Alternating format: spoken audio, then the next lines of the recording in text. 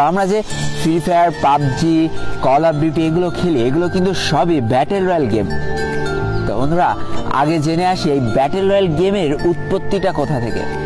আসলে কোনো কিছু হুট করে আবিষ্কার করা যায় না, কোন একটা কিছু থেকে ধারণা নিয়ে একটা নতুন জিনিসের জন্ম হয়। তেমনই বন্ধুরা, মিশন ইম্পসিবল নামে একটা মুভি ছিল, যেটাতে একটা আইসল্যান্ডের মধ্যে কিছু মানুষ আটকা পড়ে যায় এবং একটা পর্যায়ে যে তাদেরকে বাধ্য করা হয় একজন আরেকজনকে হত্যা করার জন্য। এমন চলতে চলতে সর্বশেষ যে বেঁচে থাকে সেই হয়ে যায় জয়ী। এখান থেকে মূলত এই ব্যাটেল রয়্যাল গেমের জন্ম। এবার আসি আমাদের সকলের পছন্দের ফ্রি ফায়ার গেমটার কথায়। ফ্রি ফায়ার গেমটা কোনো একজন মানুষ সৃষ্টি করেনি, এটা একটা কোম্পানি তৈরি করেছিল, আর সেই কোম্পানিটার নাম হলো গেরিনা, যেটা 2009 সালে স্থাপিত হয়েছিল। তো এই কোম্পানির মালিক ছিল ফরেস্ট লি, এবং যেটা সিঙ্গাপুর থেকে পরিচালনা করা হচ্ছিল।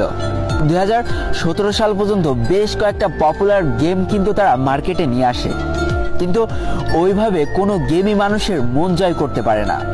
কিন্তু বন্ধুরা, প্রত্যেকটা জিনিসের লাইফে একটা টার্নিং পয়েন্ট থাকে। এই ফ্রি ফায়ার গেমটা ছিল গেরিনা কোম্পানির লাইফের একটা টার্নিং পয়েন্ট। এবার চলো জেনে নিই এই ফ্রি ফায়ার